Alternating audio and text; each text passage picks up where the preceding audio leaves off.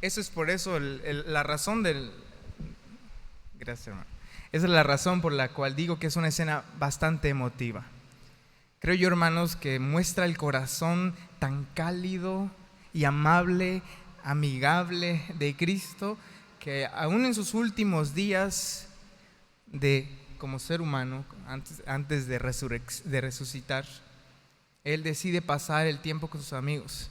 A mí me parece realmente enternecedor, me parece realmente conmovedor que podamos comprender lo que Jesús está haciendo en esta escena. Él dice en el pasaje que le hicieron allí una cena. Me parece, hermanos, que todos hemos tenido alguna vez alguna cena o una comida de despedida. Y son realmente emotivas estas comidas y cenas. El que se retira normalmente da un pequeño discurso, entre lágrimas lo despedimos. Y para Jesús esta es una escena que Él mismo va a decir posteriormente en la cita que vamos a leer. Esto lo está haciendo preparándome para mi sepultura. Entonces es necesario, hermanos, que podamos examinar la estructura del libro de Juan y que recordemos que este evangelio, el discípulo amado, el escritor Juan, nos pinta su obra de una manera única. Él divide su libro en dos partes. En la primera parte, del 1 al 12, expone 7 señales. 7 señales, no los llama él milagros, las llama señales. ¿Por qué señales? Porque estaban apuntando hacia la única verdad de que Cristo, preparándonos para la muerte y resurrección de Cristo, ¿no? Entonces por eso es que lo expone a través de 7 señales, comenzando con el cambio del agua en vino, la curación de un funcionario, la curación de un paralítico, la multiplicación de los peces y los panes, la caminata sobre el agua, la curación de un ciego en nacimiento, y la última de las 7 señales, que está en el capítulo número 11, es la resurrección de Lázaro, la que nos prepara ya para su propia resurrección. Es justo antes de adentrarnos al capítulo más íntimo del ministerio de Jesús, porque aquí estamos hablando todavía de un ministerio público, un ministerio para todos. Pero en el capítulo número 13 empieza ya su ministerio simplemente con sus apóstoles, con sus discípulos, con los 12, en la cena íntima, le lava los pies, convive con ellos de una manera más especial en el capítulo número 13. Y el Evangelio según San Juan nos narra este tiempo con los apóstoles de una manera muy precisa, pues el 25% de su Evangelio es de esta cena que tiene con sus discípulos, o este tiempo que pasa él con sus discípulos. Entonces la gente se maravillaba ante los milagros de Jesús durante las 7 señales, pero pocos eran capaces de apreciar realmente el significado total de lo que él estaba haciendo. Esta dinámica se repite tras cada señal. Jesús hace una señal, la gente, la multitud acude por el milagro, pero luego no logra percibir la verdadera señal que está detrás del milagro. Y Juan utiliza, hermanos, este capítulo, el capítulo número 12, como el puente para llevarlo del ministerio público a un ministerio de enseñanza para los 12, preparando el terreno para la semana de la pasión, donde el Verbo encarnado por fin entregará su vida por el pecado del mundo. Es en este contexto, hermanos, en el que encontramos en el capítulo número 11 que ya los hombres, los fariseos, se habían dispuesto a matarlo, y él se retira a una colonia, una comunidad que se llama Efraín, que está aproximadamente 25 kilómetros de la capital de Jerusalén. Pero él regresa en el capítulo número 12, versículo 1, dice que regresa a Betania, que está más o menos a 3 kilómetros de Jerusalén, ya está bastante cercano a Jerusalén, con la intención de luego dirigirse, después de algunos días, a Jerusalén. Algunos de los escritores, porque van a ver, hermanos, que esta porción se encuentra en Mateos y se encuentra en Marcos, y ambos, Mateo y Marcos, los ponen en un orden cronológico diferente, pero para Juan esto sucede 6 días antes de la Pascua, un día antes de la entrada triunfal, es decir, más o menos en la tarde del viernes y el sábado completo. La cena se da en un ambiente de Shabbat. Esto es un dato interesante que quiero que mantengamos, porque pese a toda la historia, es un cumplimiento, una profecía que Jesús está haciendo de manera consciente durante este evento que nos va a narrar Juan. Entonces la última de las señales que acaba de acontecer en el capítulo número 11 nos marca lo que va a suceder pronto en la Pascua, en el 14 de Nisan. Y muchos de los judíos, dice el pasaje, habían venido para acompañar a María y vieron lo que Jesús hizo y creyeron. Esto enfurece a los fariseos hasta tal punto que convocan un consejo. Y es en este consejo que el mismo sacerdote proclama una de las profecías. Y él dice, es mejor que muera un solo hombre y no que todos tengamos que padecer. Eso lo pueden encontrar en el capítulo número 11. Entonces, en este contexto es que a partir de esta señal, los sacerdotes ya decidían que Jesús debía ser eliminado y con él Lázaro. Pues este último representaba un cabo suelto, un cabo peligroso que no podían dejar pasar. Desde ese día acuerdan matarlo y ordenan que cualquiera que lo vea tienen que denunciarlo a los fariseos. Por esta razón, Jesús se retira y regresa 6 días antes. Según lo relatado por Juan, la Pascua de aquel año la colocamos en el viernes posterior al ocaso, ¿no? La colocamos en viernes. Entonces, fijamos así que sucede el 14 de Nisan, un viernes, la Pascua, lo que celebramos como el día de crucifixión, la pasión. Por ende, al restarle 6 días, el relato nos está situando el sábado anterior. Es seguro que Jesús llegó a Betania al caer el viernes en la tarde, y entonces el día de reposo estaba comenzando, pues no era la costumbre viajar en ese día. Al término de su visita, se nos informa que una gran multitud de judíos se enteró de su presencia allí y se reunieron para presenciar lo que Cristo había hecho con Lázaro. A medida que se acercaba el momento de la muerte de Jesús, era crucial, dice el autor, era crucial que su nombre fuera universalmente celebrado, que preparándose así el terreno para una fe más sólida después de su crucifixión. Específicamente, el evangelista Juan nos destaca que el reciente milagro de la resurrección de Lázaro había adquirido gran renombre, siendo una prueba palpable de la divinidad de Cristo, por lo cual los fariseos deseaban aún con más empeño su muerte. Este pasaje, hermanos, nos va a revelar un aspecto conmovedor de la muerte y la vida de Cristo. Sus amigos. Este momento nos acerca a Jesús en relación con sus amistades, en un corazón tierno de Cristo. Y a pesar de la orden de los fariseos de denunciarlo, sus amigos y el escritor Juan se encarga de dejarnos muy claro que que Lázaro encabeza la lista de los amigos. Lo pueden encontrar en el versículo número 2. Le hicieron una cena, Marta servía y Lázaro era uno de los que estaban sentados a la mesa con él. Este acto nos recuerda lo que ya el versículo 5 de Salmo 23 nos dirá: aderezas mesas delante de mí en presencia de mis angustiadores. Lázaro se había convertido él mismo en un testimonio vivo de Jesús. Él reflejaba lo que todos nosotros debemos ser, hermanos. Señales vivientes que apuntan hacia el Maestro. La gente veía a Lázaro y daba testimonio, tal como se registra en los versículos 11 y luego en el versículo 17. Observen que dice el versículo 17.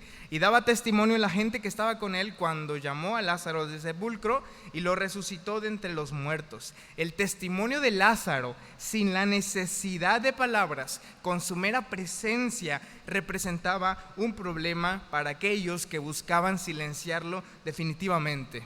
Y la única forma de reducirlo al silencio era mediante su muerte. Por eso también los fariseos dice al final de la cita que leímos que buscaban no solo darle muerte a Jesús, sino buscaban darle muerte también a Lázaro.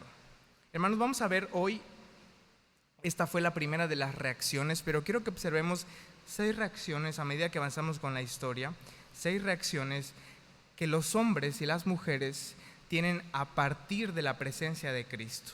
Y vamos a ver cómo hay distintas reacciones en la vida de los cristianos, los pseudo cristianos, porque vamos a ver que habían algunos que se llamaban cristianos o que por lo menos compartían la mesa con Jesús, y estos pseudo cristianos también tienen una reacción.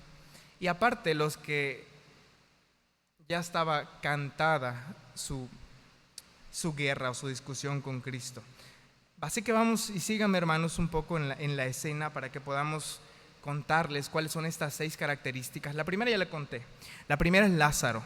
Vive como testimonio. Su vida misma representa un testimonio.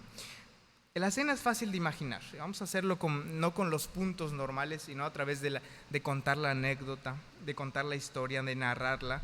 Al menos 15 personas se habrían sentado a la mesa, recostadas en divanes típicos de la época. Jesús, los discípulos, Lázaro y Simón, según los relatos de los sinópticos. Sin embargo, Juan omite la figura de Simón, que algunos de los apóstoles van a decir que era su casa, para enfocar en los posibles anfitriones, dicen autores, Lázaro, María y Marta. Sin importar que fuera Marta la que sirviera. Como podemos observar, lo primero que nos aparece aquí, hermanos, en el texto, es que es de la primera respuesta que hay, que se nos narra, es el servicio de Marta. Marta responde con un servicio sincero. Lázaro honra a su Señor. María ofrece un sacrificio humilde. Judas, por su parte, como pseudo cristiano, nos muestra un interés personal e hipócrita. Las personas van a reaccionar superficialmente y los líderes religiosos van a conspirar de manera hostil. La misma señal, la presencia de Cristo, representa e inspira una variedad de reacciones, como la semilla que cae en diferentes tipos de tierra según la parábola de Jesús.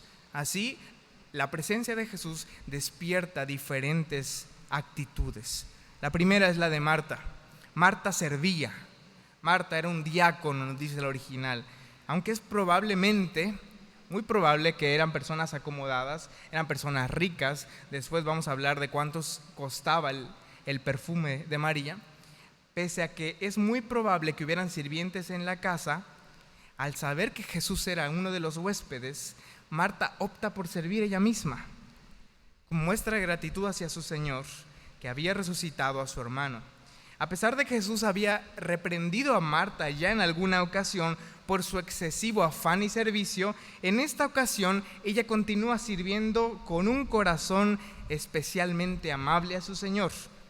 El uso de la palabra que se encuentra aquí de diácono quiere decir que Marta hacía un servicio continuo, comenzando desde el inicio de la cena y prolongándose hasta el final de ella. En algún momento de la cena, mientras Marta servía y Lázaro estaba como testimonio viviente, María, posiblemente al final o cerca del final de la cena, María se acerca al Señor, que está reclinado en el diván que rodea la mesa, probablemente en el centro, pues la mesa estaba dispuesta en forma de U. Es probable que Jesús estuviera en lo que podíamos llamar la cabecera de la mesa, con los comensales a ambos lados. María se aproxima detrás del diván donde está Jesús y, rompiendo el frasco de alabastro, vierte una parte del contenido sobre la cabeza del Señor, tal como lo relatan Mateo y Marcos.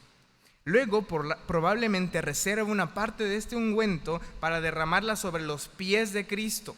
Todos los presentes, al ver a María haciendo este acto, quedan asombrados. Era sorprendente ver a un miembro de la familia y no a una sirvienta usando sus cabellos para enjugar los pies de Cristo.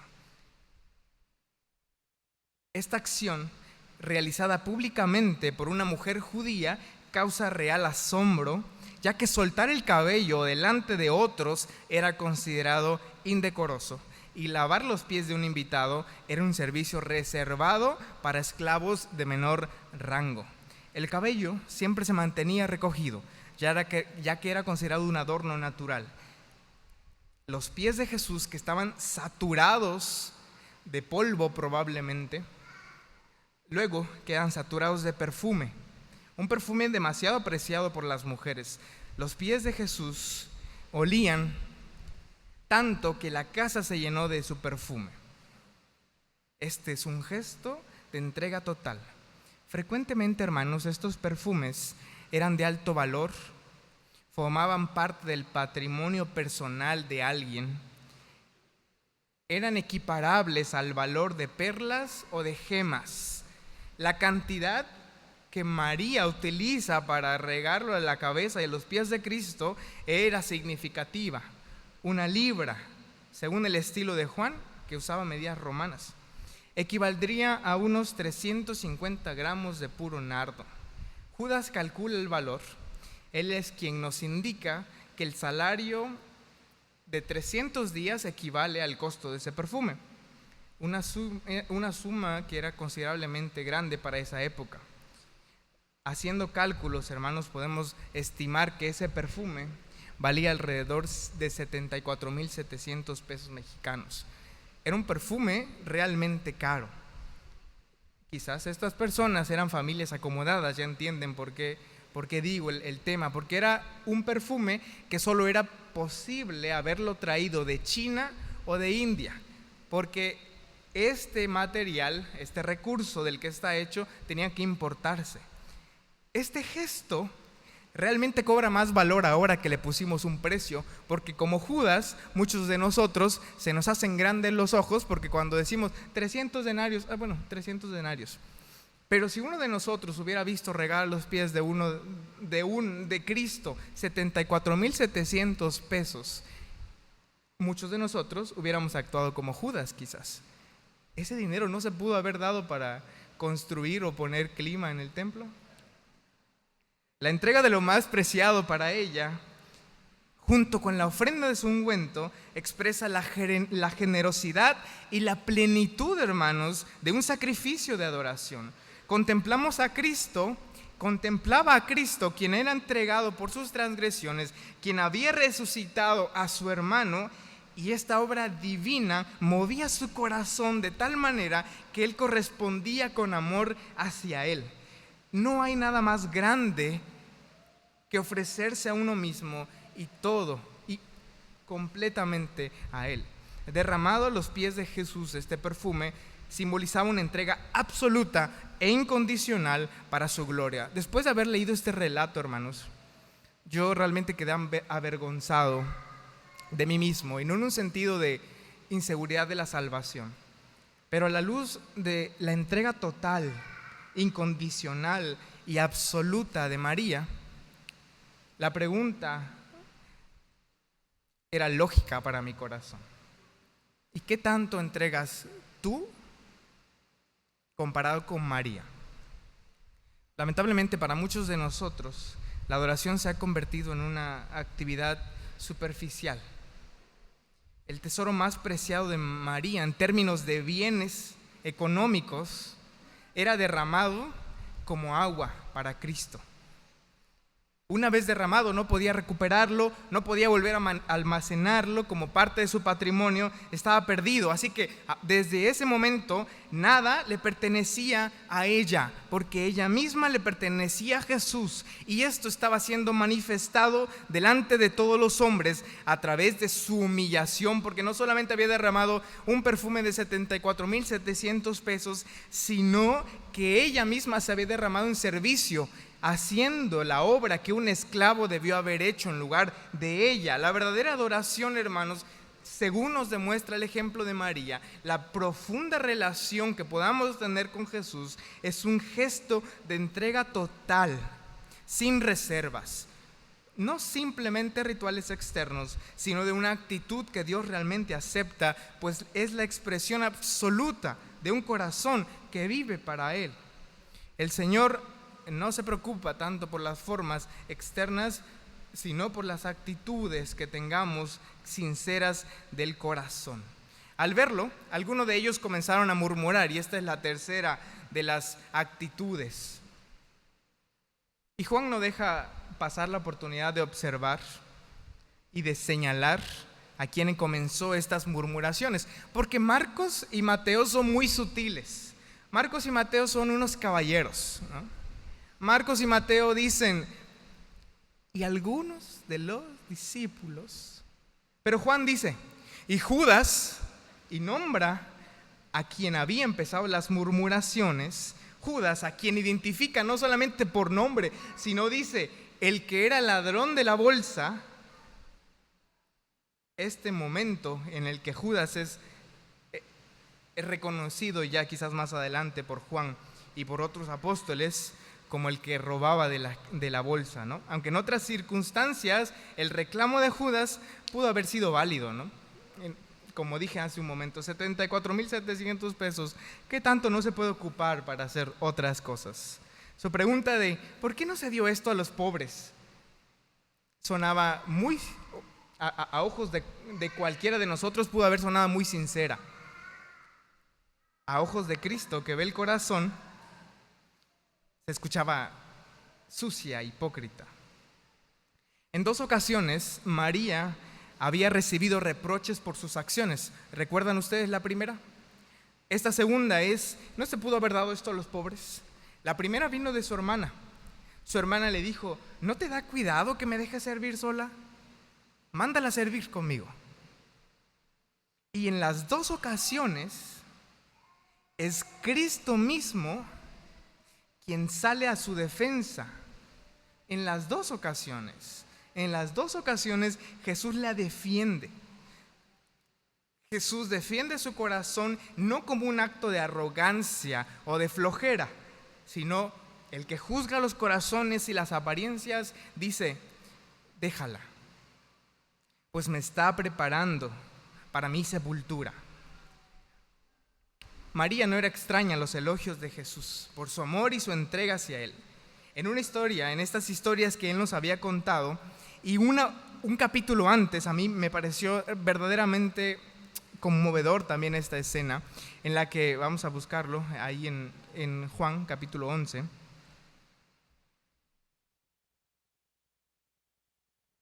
Jesús y María están otra vez en la escena. Juan capítulo 11, versículo 32 y 33. María, cuando llegó a donde estaba Jesús al verle, se postró a sus pies diciendo, Señor, si hubieses estado aquí, no habría muerto mi hermano. Jesús entonces, al verla llorando, y a los judíos que la acompañaban, también llorando, se estremeció en espíritu y se conmovió. No es la primera vez, hermanos, que María logra estremecer y conmover el corazón de Jesús. María representa o es un ejemplo de un corazón, de una mujer cuyo corazón y adoración están centrados en Cristo. Su conexión, hermanos, la conexión de María con Jesús era tan profunda que cada uno de sus actos había sido aprobado por Él. No por las personas, pero por Jesús. María logra conmover el corazón de Jesús a tal punto que al verla llorar, también llora y se conmueve. El acto de servicio de María representa una constante y consciente motivación de servicio, hermanos. Su acto de adoración encarna la fe y el amor. La vida de Lázaro es el testimonio vivo de alguien que vive para dar testimonio de Jesús. Y la respuesta de Marta al milagro que había hecho en su vida es el testimonio de una persona que vive por servir. En lo que nos va a decir Lucas en el capítulo 12 es que bienaventurados todos aquellos que sirven, porque Jesús mismo les servirá cuando venga. Entonces tenemos 3 ejemplos, 3 actos de servicio, 3 actos de adoración, 3 actos de intimidad con Jesús. El que da testimonio, el que sirve y la que conecta con Cristo. Pero para cerrar, hermanos, estos 3 actos verdaderos y profundos del corazón también se contrastan con 3 actos malignos, 3 actos de incredulidad. Y ellos están retratados en Judas, en la multitud con una adoración superficial, y en los fariseos, quienes tenían odio contra Cristo. Quiero terminar con una historia que a mí me pareció interesante, y es una historia que nos narra la parte de la tradición israelita de la época. Los grandes historiadores de las escrituras del Antiguo Testamento, entre ellos Kyle y uno de los comentaristas quizás más conocidos, Samuel Pérez Millos, nos hablan de que ese día que dijimos que era un Shabbat, era probablemente llamado, como hasta el día de hoy lo es, el Shabbat Agadol, que significa el gran Shabbat. ¿Por qué es llamado así? Porque es el Shabbat que precede a la fiesta judía, la Pascua judía. Este día es conocido por su proximidad a Pascua, a Pesaj, y a las prácticas y tradiciones, ciertas prácticas y tradiciones se hacían dentro de él. Hay un sermón especial en ese día. Los preparativos para Pesaj son distintos, pues es necesario que en este sábado, en este Shabbat, se limpie la casa y se saque toda la hametz, toda la levadura, y la preparación de los alimentos y otros detalles necesarios para la observancia de Pesaj, de Pascua, comienzan en este día. Es una ley que ha estado desde la construcción del segundo templo. Y ellos, hermanos, jalan esta tradición hasta el tiempo de los primogénitos en Éxodo. Encontré yo mucho paralelismo con el que quiero terminar entre esta tradición que se hacía ya antes de Jesús y durante el tiempo de Jesús con lo que estaba pasando en Juan capítulo 12. El 10 de Nisán, tal como lo dice Éxodo capítulo 12, las personas, los judíos en el tiempo de Moisés, habían salido al pueblo de Egipto cuando todavía eran esclavos el 10 de Nisán, el 14 de Nisán, recuerden que es el día de la Pascua. Entonces más o menos 5 días antes, ellos habían salido a recorrer la tierra de Egipto y a traer corderos a su casa. Esto, para empezar, ya lo ven como un milagro, porque el cordero para el Egipto es una deidad. Ellos no lo podían matar como otras deidades que tenían en este tiempo. Entonces, el hecho de que los egipcios permitieran que lo llevaran a su casa ya era un milagro para ellos. Dice la tradición oral transmitida, esto obviamente es nada más tradición histórica de los israelitas, que ese día los egipcios preguntaron: ¿qué es lo que están haciendo? ¿Para qué llevan este cordero a sus casas? A lo que los israelitas respondieron: bueno, Dios nos ha dicho que la última de las plagas es que todos los primogénitos morirán. Entonces nosotros que tenemos que llevarlo a nuestra casa para salvarnos.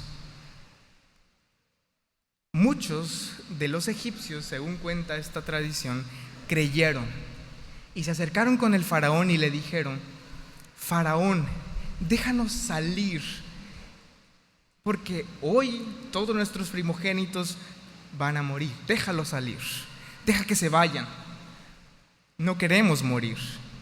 Y ellos creyeron en la palabra de los israelitas. ¿Por qué digo que hay mucha similitud entre estas dos historias? Porque es precisamente en este Shabbat o en este día de fiesta en que ellos lo reciben al cordero en su casa, lo llevan a su casa, y muchos de los que están afuera creen. El versículo número 10 y 11 termina diciendo que venían no solamente para ver a Jesús, sino para ver a Lázaro, y a través del testimonio de Lázaro, estas personas creían en Jesús. Versículo 11. Y estas personas probablemente se hayan acercado con los fariseos y les hubieran preguntado, como los egipcios a los gobernantes de Faraón: ¿y si realmente está diciendo la verdad? A lo que los fariseos decían: no, y no los dejaré ir, y lo vamos a matar. Y es en este día, hermanos, en el que Jesús también cumple parte de todo esto que se venía anunciando: el cordero llevado a la casa de las personas para convivir con él. ¿Cuál será, hermanos, y quiero terminar con estas preguntas, cuál será nuestra actitud frente a la presencia de Jesús? ¿Respondemos como estos 3 ejemplos de virtud, de entrega, de servicio? ¿O responderemos como estos 3 testimonios de egoísmo, vanidad, incredulidad, odio, superficialidad? Porque recuerden, hermanos, que hay 3 actitudes dentro de estos hombres: aquellos que creen y están dentro de la iglesia, los que como Judas están dentro de la iglesia y aún así no creen o creen superficialmente, y aquellos que están afuera y nos juzgan desde afuera. Que el Señor nos ayude a seguir el ejemplo de esta virtud en conexión con Cristo. Que nuestro llamado a la vida profunda, que nuestro llamado a la entrega total sea una realidad en nuestras vidas. Hermanos, vamos a orar. Señor Jesús, tú sabes lo mucho que conmovió este pasaje mi corazón. Sabes, Señor, que la historia de entrega total me hizo preguntar cuánto de ello tomo yo para mi vida. Te ruego, Padre, que un poco de lo que tú me enseñaste en este pasaje también puedas enseñarlo a mis hermanos en esta tarde. Cuánto de esta vida profunda y de este llamamiento que nos has hecho estamos demostrando en nuestra vida, en la virtud, en el servicio, en la entrega total y sin reservas a ti. Señor, si hemos encontrado en nuestro corazón juzgando a nuestros hermanos como Judas por el servicio que te prestan a ti, o si hemos encontrado en nuestro corazón con una incredulidad fugaz y superficial como el que tenían los israelitas, o si conocemos o si somos nosotros los que hemos levantado la mano contra ti como los fariseos en señal de protesta y de odio, perdónanos, Señor, y cambia nuestros corazones de tal manera que nuestra entrega, que nuestro servicio, que nuestro testimonio sean solamente movidas por tu corazón tan tierno, tan cariñoso, tan amable para nuestras vidas. Jesús, gracias porque yo sé que tu presencia en esta iglesia levanta seguramente testimonios de virtud, de servicio y de entrega total. Sigue haciéndolo, Señor, sigue haciendo esto en Dios con nosotros. Sigue haciendo esto en cada uno de los corazones de los miembros de esta iglesia. Que podamos decir, Señor, que tu presencia en medio de nosotros está levantando reacciones positivas y que no se encuentre en ninguno de nosotros corazón de incredulidad, como dice Hebreos, para apartarse del Dios vivo, sino que todos sigamos perseverando en ti. Gracias, Padre, por Jesús nuestro Señor y Salvador. Amén.